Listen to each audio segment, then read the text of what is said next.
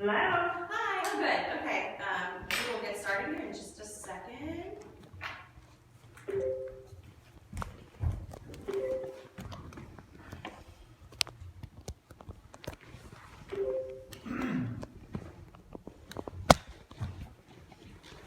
And everyone, we will email out this PowerPoint as well.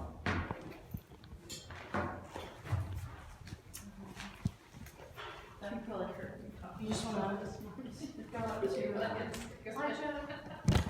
I tried to put my headphones on. And are making it good.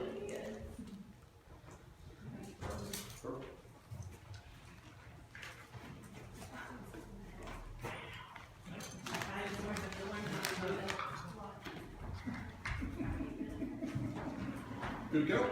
Yeah, I think so. All right, excellent. Well, welcome everyone. Welcome to all our colleagues here at Guthrie Coke. So happy to have everybody join us for Lunch and Learn, and to everyone who's joining us remotely. I'm really pleased to be asked to talk a little bit about digital marketing today, and digital marketing and what is really a new and different initiative for Volunteers of America Mid-States. And I hope that everyone has been seeing some of our digital marketing ads pop up whenever you're on your phone, whenever you're online, whatever computer you're at. I hope you've been seeing that. And so we wanted to talk a little bit about the thinking behind that, the goals of what we're doing, how we've gone about it, and what we hope to accomplish as an organization.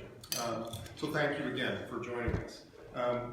Let me talk just a little bit in general about digital marketing and what it is and how we've come to make the decisions about what we're going to do. Now, typically and traditionally for Volunteers of America Mid-States, we have not really done a lot of marketing, or at least marketing that fits into the paid marketing, paid advertising category. And marketing and advertising are a little bit different, but for our purposes and for our goals, they're very, very similar. What we've done in the past has been a little more traditional. We've done billboards occasionally. We've done a little bit of print advertising.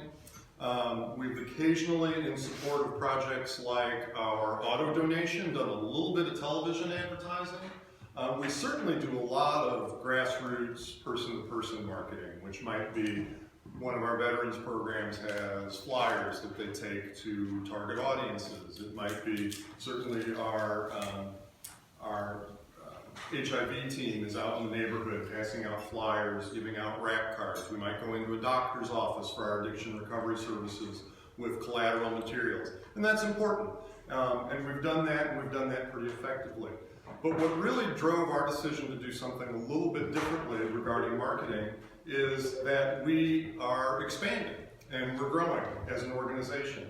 And we're making a really significant investment in our addiction recovery services. And two things really have happened in that regard. One, obviously, we have a capital campaign in support of the new building at 2nd Street. That's a major investment for our organization. It's really important. It's really timely. We're addressing the opioid and addiction crisis. And it's a major investment for us that's timely and I think really needed. But it also has put us into a little bit different place as an organization, where we will not only be receiving referrals for our addiction recovery programs, but we're competing a little bit more in a marketplace for clients, for people who have needs for us, particularly for our outpatient services, where we don't have a direct referral pipeline for our inpatient services. One of the largest services at 2nd Street is our outpatient services. At 4303 West Broadway, we're doing outpatient services. That's a real investment that we've made. It's a real expansion. We became a behavioral health service organization that sets us apart a little bit, allows us to do things a little bit differently. But we're in a little bit more of a competitive environment. And to live and thrive and do well in that competitive environment, we made a decision about marketing. Now, we're like lots of other nonprofits, which is we do not have a huge marketing budget, right? We work hard for every dollar we have in this organization. And so when we thought about marketing, we needed to make some decisions about what we could afford and what would be most effective. We could look at something like television advertising. It's very, very expensive. And it is a little bit difficult to target in the way that we want. You can target by television program to a certain extent. If you want to reach older folks, you might buy Jeopardy and Wheel of Fortune. If you want to buy younger folks, you might buy Comedy Central. There's a lot of things you can do, but you can't do it really specifically, or as specifically as you might want. And it's also expensive. So we made a how do we target people versus how do we spend our dollars and what is our budget decision. And really for us, for this service line, the right answer, I believe, was digital marketing. Advertising and marketing changes over time. Newspapers used to be really one of the main places that you would spend your marketing dollars. That might have changed to radio over time, it changes to television over time. You try to meet people where they are. Where are people today? Well, today people are on their phones. Today people are on their computers, they're on their desktops. Increasingly where people access information is right there in the palm of your hand. It's your phone. And so digital marketing is our way to try to target our audience very specifically and in a cost-effective way. So those are sort of the factors that drove our decision. We have new services that are really important to us. They're in a competitive environment. We need to reach people so that we can get clients through the door. And we need to do it in a way that we as a nonprofit can afford, that makes sense for us. So that's sort of the thinking of what we're doing. So what is digital marketing? We all see it and we all kind of live with it. Sometimes we don't even think about it or notice it very much. But when you're on your phone, whether you're looking through Facebook, whether you're doing a Google search for the movie you're going to see that night, whether you're bringing up Google Maps so that you can get where you're going to go, lots of things pop up on the screen. Sometimes you notice them, sometimes you don't. When you do a Google search, you'll see lists of things that come up. And you'll notice at the top of those lists, there's usually something that's highlighted. That's the first thing that comes up. We access this information in all kinds of different ways that you almost don't think about because it's become such a routine part of our daily life. And we do have one little video that's going to introduce a little bit about digital marketing. This is a little more commercial-oriented and consumer-oriented, not quite as oriented toward nonprofits, but I think it's an interesting, just a couple-minute overview of digital marketing. Okay, let's do this. Today I'm going to teach you something about digital marketing. For half a century, consumers' media consumption was dominated by offline media. Today, more than half of all the media we consume comes through digital channels, reaching consumers. Okay, let's do this.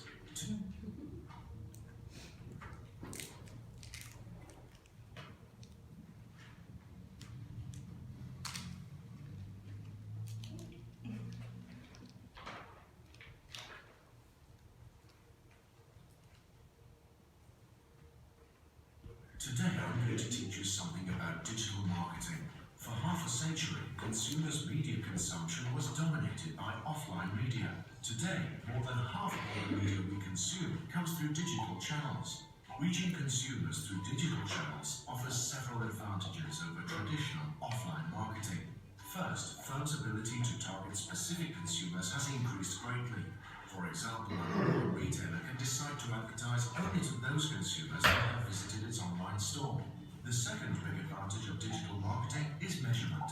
Online, it's possible to track individual consumers across time and even across devices. With measurement comes the ability to optimize. Testing two different advertising campaigns, so-called A/B testing, is easy in digital marketing, yet many firms struggle to embrace it. Why?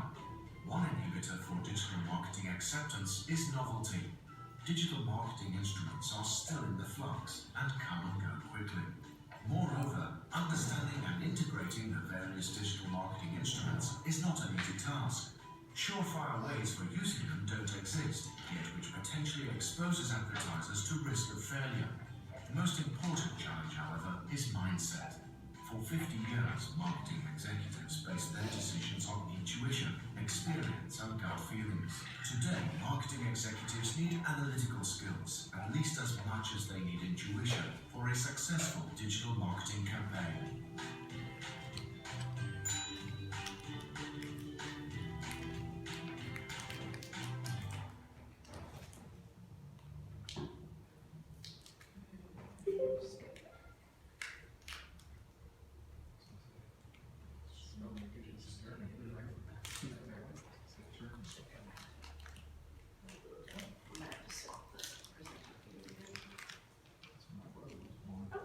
Good. Thank you to Jill Miller. Been not only incredibly helpful with our digital marketing campaign, but helps with everything along the way in doing that, so thank you, Jill. So that video talked a little bit about you can track it, you can target it, and it is the way people access information now. But it is kind of new, and so we have gotten a lot of questions as we do this kind of, how have you decided what this campaign is going to look like? How are you targeting people? And we absolutely get that. And the honest answer is it's been a little bit of a work in progress for us. This is not something that we've ever done before as an organization. Digital marketing is still kind of new. And so, as that video said, one of the real advantages is that our vendor partner we've worked with has really been good about giving us results. And the other nice thing about digital is you can track those results almost in real time. We get a very thorough monthly report on how we're doing, but we can certainly ask questions and check and make changes very quickly if we need to. So we get a sense all along the way of how we're doing. And so we wanted to talk a little bit about how we're doing, how we've made the decisions, and what's next for us and what we're trying to do with these. So there's a lot of different ways you can do digital marketing. Right? And again, you might not really think about it as you just see things pop up on your phone. But one thing is paid search, and that means if I search movies in my area, you're going to get a couple ads that come up first, right? They're going to be at the top of your search list, and they might be paid for by Cinemark, they might be paid for by a movie company. If you search, I'm looking for a certain type of car, the first search results that come up are almost always going to be somebody who has paid to be at the top of your list. And it is the first thing you notice. Now, savvy consumers have kind of figured that out a little bit, and you might tend to ignore those first few things that come up, but they're still the first things that come up on your screen. And when you're doing it with your phone, there's only so many spaces on your phone, right? It's only going to be so many things that pop up. So even if you might know mentally, and I bet those first 2, 3, or 4 are paying to be up at the top of my list, you might only see 5 on your phone. So that is a place that I think, if you have somebody who's searching addiction recovery or addiction recovery facilities, we have invested a little bit in trying to get toward the top of those searches because that is part of the way people access information. Social media marketing. We're all on Facebook, Instagram, Snapchat all the time, and more all the time. So again, sometimes you don't even notice kind of what the paid elements that you're getting on your Facebook searches are when you're online for a while. It feels pretty natural, it feels pretty native. Some things pop up as obvious ads, some of them really just kind of feel like part of your stream as you're going through the things that you're seeing. That's a big part of where we've invested, is looking at when you're on Facebook and searching for things that you might see our ads. And again, with Facebook, Facebook is generally speaking the single largest holder of consumer information in the history of the world. Facebook knows just about everything demographically about everyone in the country. It's hardly an exaggeration. So social media advertising is a really good way to be able to target very specifically. If we say we've opened a new facility on 2nd Street in Old Louisville, and we want to make sure that we target not only people in that regional area, but people of a certain age, people of a certain income, Facebook is an incredible holder of all that information. So we can target very specifically to neighborhoods and demographics around 2nd Street, or 4303 on West Broadway as well. We can target very specifically through social media advertising. Retargeting is another option that we've used quite a bit. Retargeting simply means if you come to our website and say you look on our addiction recovery page, we will assume that you might have some interest in our services. And there might be any number of reasons that you would look at that, but one of those reasons is I'm looking for help, or I'm looking for services, or maybe for somebody in my family or a friend. So once you do that, we will retarget you. And I think this is something, again, you might not think about in your day-to-day life, but it happens all the time. If you wake up on a Saturday morning and say, I'm kind of in the market for shoes, and you go on DSW's site, and you look for shoes, but you don't find any shoes, you are likely to get lots of ads from DSW for a while. If you're looking for a Chevy Malibu one morning, you're going to get lots of information from that car dealership for quite a while. They're simply just following you. They're tracking your interest and they're following you. We're not doing the same thing. If you come to our site, we're going to retarget you and make sure you get all the information that you need. Another kind of exciting opportunity for us, and one we've had some success with, I think, is geofencing and geotargeting. And another thing about our phones today is that they all have GPS. You know, so unless you turn off your GPS, which most people don't because you use it when you're driving places, you use it for any number of reasons. Unless you turn off that GPS, you can be tracked. We can find your location and know where you are. So our geo-targeting, geofencing is simply saying if you are a person who takes your phone with you into a location, say for example, you are at University of Louisville Hospital, which could be any number of reasons. You might have a healthcare need that we think makes you a little more likely to need addiction recovery services. If you're at Judicial Center in Louisville, where you might have a criminal case, you might be there supporting a loved one who has a criminal case, we think you might be a little likelier to need access to our addiction recovery services. Or sometimes you might target geographically. For example, because we have outpatient services on West Broadway in Louisville, and there's a Kroger just a few blocks away, which is very busy. It's a community center. People are in and out all day. People who go into that Kroger tend to be living in that neighborhood.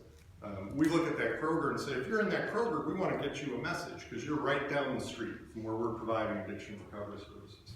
So if you enter Kroger, if you enter Judicial Center, or if you enter U of L Hospital, we're going to send you messages, right? We're going to send our ads to you because we think you might be a little likelier to be in our target audience. I think as you wonder sometimes, like, how is it that I get these ads? How did like this retailer know I might be interested? A lot of it's geofencing and geotargeting. You just don't really think about it, but maybe you've walked into, if I'm a Chevy dealer, I might geotarget the Ford dealer down the street. So if you walk into that Ford dealership, if you're looking for a car, I'd like to tell you about my Chevys instead of the Fords. It's really common, and it feels, you don't know sometimes why you're getting it, but that's why you're getting it. And then search engine optimization, and we'll talk a little bit more about some of these as we go through. Search engine optimization is when you look at sort of your website. For example, we're looking at our website right now, and we're looking at key phrases that we use, keywords that we use. What can we do that when people are searching for addiction recovery, for example, or right now we're doing some of this work for HIV services as well, when people are looking for HIV testing. What can we do with our content that we own right now to make it a little more likely that it shows up in searches, that it kind of bumps up on the list and it becomes a bigger part of what people find? And that's a little bit different way of approaching it, but it's an important way because everybody accesses information just with a couple Google searches. Native ads is another thing we see all the time. Sometimes it's hard to tell the difference. They pop up on, maybe it might be a newspaper site that you're looking at. It could be any site, and it's almost hard to tell the difference between is that content or is that an ad? And retailers, particularly news providers, are increasingly using this because it's an important form of revenue for them, where we might put content on that site that looks pretty much like their actual content, but really it's an ad for us. And you can click through that and get to our website and do things like that. That's more common. You see, oh, we're not doing a lot of that now. It's something we may do more of. So quick question. Sure. I guess I think of the website based, maybe because it's my own perspective and based on what I've seen and understood it to be, as that the core message is, this is a nonprofit, this is what we do, donate money to us, donate your time to us, we're a nice nonprofit. Right. What I'm hearing you say is, you've got this digital marketing strategy that might draw in a client or a consumer.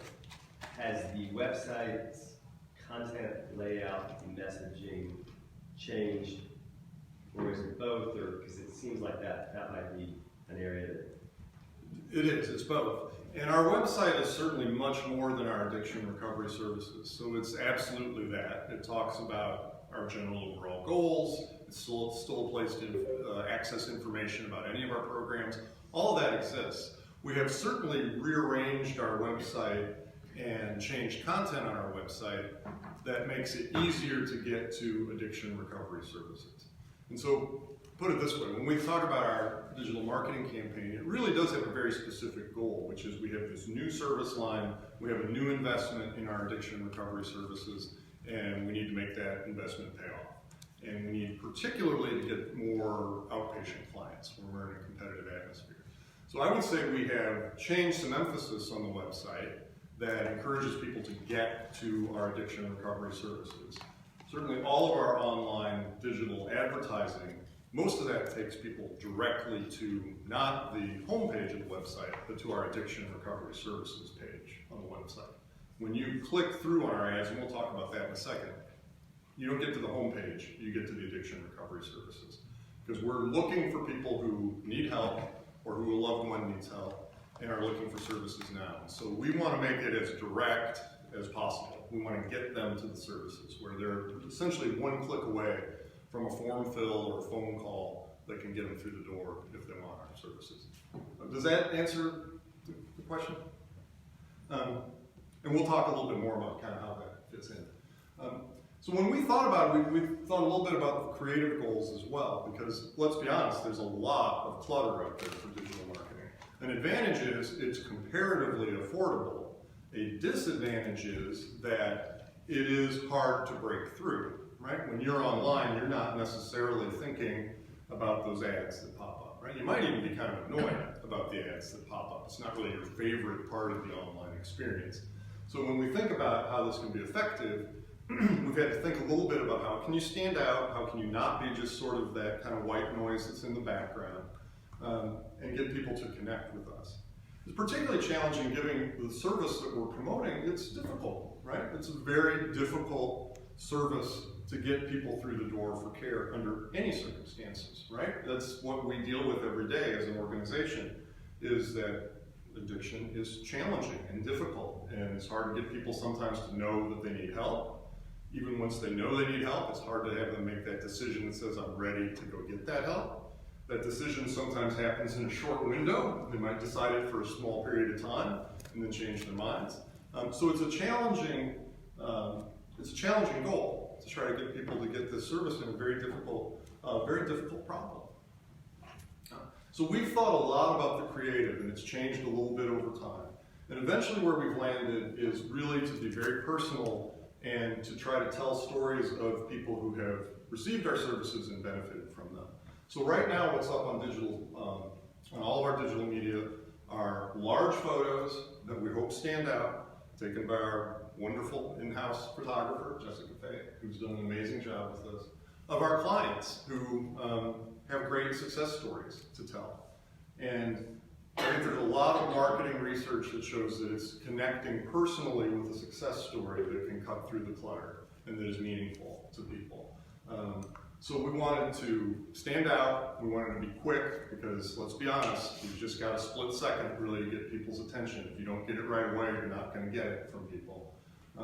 And something that kind of speaks to our target audience. We kind of know who we're looking for, and we wanted something that spoke personally to them. So we have photos of, this is a great success story, Eric, who came through halfway back with his kids. This is Sarah, who came through Freedom House, and they have great success stories to tell. We think it's visually compelling, and our message is simple, that we're here to help, and we've helped other people. So we try to get right directly to that message. And I think we've found that as we've become more personal and told more stories, that we've had a little more luck getting people to come through and pay attention to what we're doing. So this is just a couple of the examples of what we've done and how it looks. This is paid search. Centerstone is another program here in Louisville. I'm sure they are also competing in the digital marketplace and investing pretty heavily in what they do, but right here we have Freedom House and Shelby Men's. But they're the first things that pop up when we do search.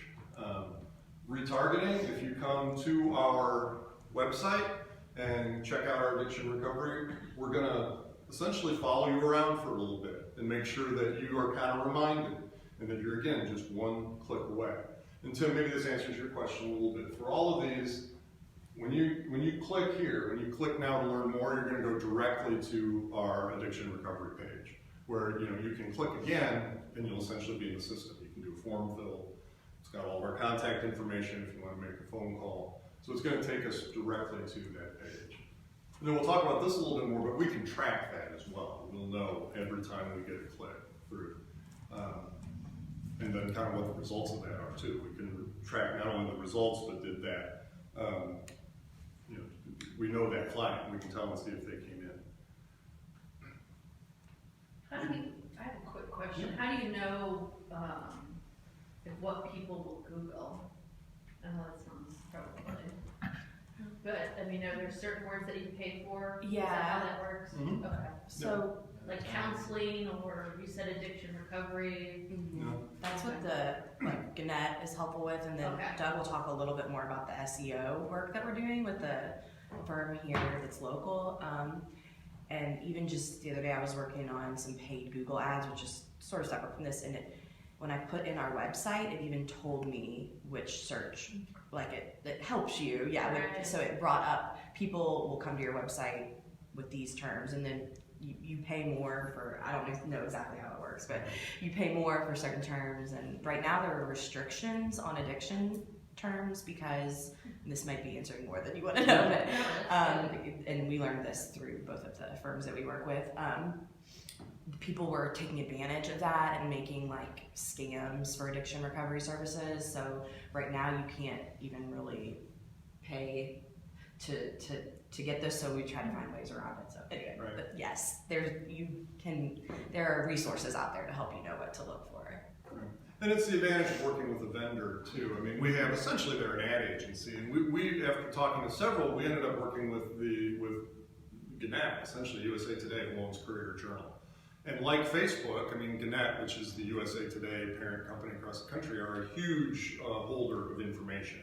So one of the advantages of working with them is they have a ton of data that they own. I mean, data is big business these days. And so if you're USA Today, one of your most valuable resources right now is all of the data you have about USA Today subscribers all over the country, including Louisville, because they own the Louisville Courier Journal. So essentially, the Courier Journal's parent company has been our partner with this. And one of the first things they did was sit down and look at kind of search terms and what are the likeliest search terms and what do people go in and look for the most if they're looking generally for addiction recovery. And we found things like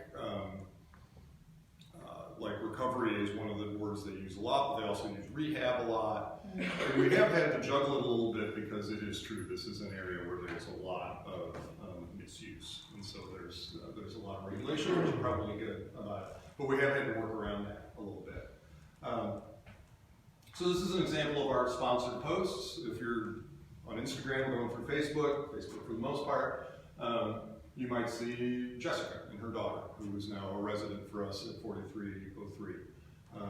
Again, we hope it's compelling, we hope it captures your attention. We hope it feels kind of native to Facebook as well. As part of our thinking behind this, it feels a little bit less like an intrusive ad and something that you might get anyway as you're looking through your posts. And again, you're a click away. This would take you right to our addiction recovery page. And you notice in our visuals, we've tried to have a variety as well. And the tagline we use for this is learn how our outpatient services can help loved ones break free from addiction. Certainly one thing we've learned is we are just as likely to get a family member as someone who's maybe suffering from addiction to look for the services. That drives a lot of our phone calls, it drives a lot of our form fills, which is I want to get help for my brother, I want to get help for my best friend. And so we chose specifically some images like Eric with his kids, like Jessica with her daughter, that speak to the idea of family. This is a family situation, this is a family solution, and we can do work for you, your friends, your family, the people that you care about. And I think we've had good responses to these images for the most part. Well, that's when, sorry, Dad, don't mean to interrupt, but I screenshotted that before I saw it, but Jessica, who's in the picture, commented on that post just, I think, like 2 days ago and said, they really do, like, listen and care, what a blessing. So I think that that's a nice way to show that we're not just throwing these pictures out there. Like, she is all on board and wants people to know that we help. So that feels good when the marketing results in something like that. Right. And I think for digital marketing, that's really important. There's an opportunity to feel a little more feels real. Feels like it can go hand in hand with your friends are sending you, doing posts on Facebook, and it feels like it fits in. Again, the geofencing and geomarketing, we've used any number of visuals for that, sometimes a little more personal, sometimes not just the family things, but we've used a range. And again, that's targeted to the areas we think, whether it's a hospital, whether it's a courthouse, whether it's something down the street. Once 2nd Street is open, we will change our geofencing to move to some locations right by 2nd Street, so we're in the neighborhood. And another thing we can check is not only did you go into Kroger's, but did you then go from Kroger's and then went into 4303. So we get a sense of maybe you've actually seen the ad and decided to go to our location. So again, that's kind of a tracking advantage of it. This tells you just a little more detail about retargeting, and this is kind of the lifespan or the life cycle of how retargeting works. You have a customer, the customer visits your site, they leave without, say, checking out, buying a product. We can see if that person has gone to our site but has maybe not requested a form fill or has not made a phone call. So we continue to try to follow that and track the people who are doing that. Search engine optimization is a really interesting part, I think, of digital marketing right now, and it's a little bit different in that it's not really an ad, and it's not even a paid ad. We're not paying so that when you search addiction recovery, we pop up at the top of the list. We're trying to find ways to organically make our site and all the information we put on our site more user-friendly, so that if you're looking for addiction recovery, we're kind of emphasizing the keywords on our site, which is simplifying it a little bit, but we're working with a different vendor now who they can look at your site and tell you, here's exactly what you need to do if you want more people who are looking for addiction recovery. Or in this case, it's actually HIV testing and HIV services. It will be both, but the initial investment here is for HIV services and all of our testing and our new VOA Fit program that just makes us organically a little more user-friendly so we pop up more. And that's, I think, a pretty good value investment as well. And there's long-term results to that as well. It's something we can make a short-term investment, make the change in the site, and we don't necessarily have to continue to invest in that over time. We've made some improvements regarding it. Native ads are really interesting. You're going to see more and more of this all the time. I mean, if you look at a publication, for example, like Insider Louisville, which is kind of our online magazine news source in Louisville, it's very difficult to tell sometimes between what are their stories that they're actually producing and what are paid advertising. In fact, we've done a little bit of that in the past where we will essentially purchase a story that we can post on Insider Louisville. And if you look carefully, you can tell, but you do have to look carefully. So I would say, one, take a look when you're on news sites. If it's important to you, what's the actual news and what's maybe being paid for by a vendor or a client. Take a look so you know. We're not doing a lot of this right now, but I think that digital advertising is kind of moving in this direction a little bit. We may end up doing a little bit more of it. Now again, the really nice thing for us is we can track our results. And the truth is we pay a modest amount of money to get a lot of views, right? We get a lot of posts on your page, whether you're searching, whether you're on Facebook, whether you've come to our site. We have a lot of ads that will pop up on your phone or on your screen. In fact, we're at about the 6 or 7 month mark between a couple different campaigns. And we are now over 1 million impressions that we've had on screens one way or another. We're probably at 1.2 million impressions. So that's great, but we also know that you don't pay a lot of attention to everyone that comes up. You get 1 million of them because it's quick and because it's small and it doesn't take over your page. So it's great to have those impressions, and I think it has really helped us with brand awareness. I think it's really helped to make Volunteers of America stand out in a very crowded nonprofit field, and certainly in the crowded addiction recovery service field. So I think there's absolute value in having over 1 million impressions of people. But at the end of the day, what you really want are the people who click. So when we track it, we know we're going to get the impressions. We pay for it, we pay for a certain number, we know we're going to get that. That's a given. What we don't know we're going to get is how many people click, how many people are interested enough to at least check it out. And that's what we can track, so that's useful. And vendors know basically what is the benchmark, what's the industry standard for what's your click. Now, it tells you a little bit about how much you have to do to get traction with people, because the industry standard for most of these different types of advertising is about 1.5%. You know, if you have 100 images, on average, maybe 1.5 people will click on that. Give or take, it's around 1.5%. We've been well above it, particularly for sort of our second round. Now, well above it means we're at maybe a little bit over 2%, maybe 2.5%. But that's 50% more than is expected. So we've had a really good click-through rate. And just for example, January numbers are 1,900 users visited our website. So that means 1,900 people said, yep, I want to go check that out, and they came to the website. 43 leads from Facebook, 91 leads from geofencing. So that's not just the impressions, it's not people seeing it, it's people clicking through, and they've gone to the website. Now the other thing that we can do, and we don't have these numbers here, that we track every day is how many of those people filled out a form. How many of those people made a phone call. We can track the phone calls. In fact, we have a number that's coded directly to our digital marketing campaign, so we know when it comes through, it's that number. And so we're up over industry standard. It's improved over time. It does tend to have a little bit of a cumulative effect. There's a little bit of momentum if your creative is right. We've had this creative running for a while. I think we'll probably start to change out the pictures. We'll also pretty soon start to make a little bit more of a Second Street focus, because we're getting close to being open on Second Street. We'll do a little bit of around the grand opening. So we're pleased.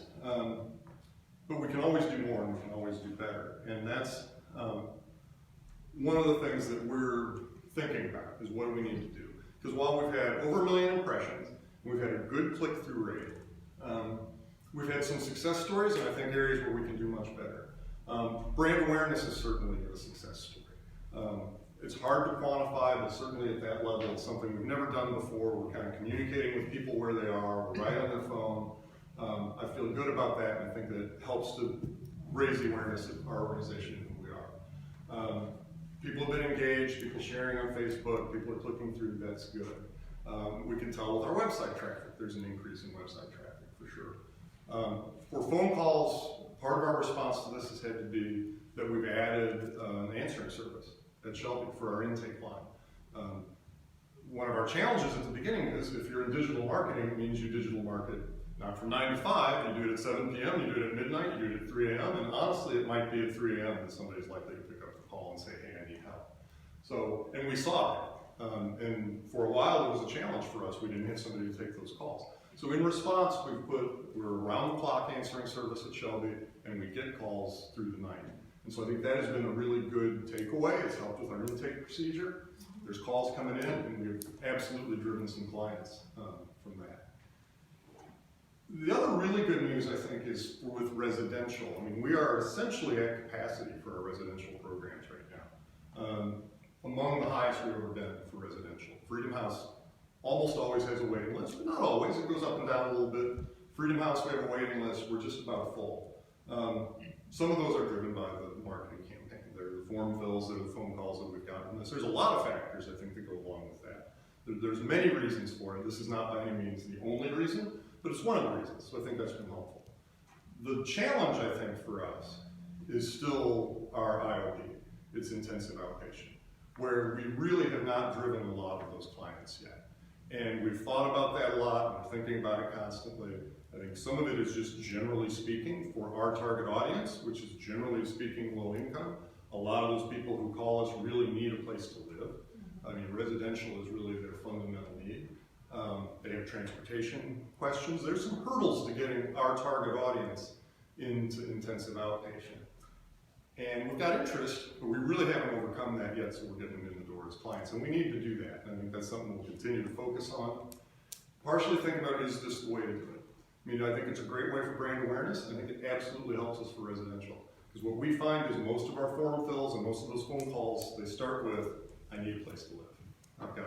I think I've got a problem, I think I need help, but you know what, I know I need a place to live. And it's tremendous that we're helping those people. But we have to continue to think creatively about how do we do intensive outpatient. And I know our amazing clinical team is thinking through that, and we're all talking about it together. So I think it's been different, new, and exciting. I mean, I'm really thrilled that so many people are seeing it. I think it's increased our awareness in the community a lot. I think we've had some success with the creative we've chosen. We've got some really tangible results. We've got some places we can improve. But it's been fun, it's been exciting, and I think it's just been a great opportunity for us to talk about the success stories of our organization and all the great work we're doing and highlighting that. And I've really enjoyed being able to kind of tell those stories. I'm happy about some of the outcomes and really hoping for more. I think we can have more, and we'll try to work on sort of those weak spots and improving. And we also want input. We want input, whether it's, hey, I saw this, I've got some ideas, I've got a success story that maybe we should tell. We always in communications want to hear more, absolutely. So please let us know kind of what you think, if you have questions, if there's anything else. And if there's any other questions now, you're thrilled to take them as well. All right, sounds like no questions. So thank you very much, everybody here.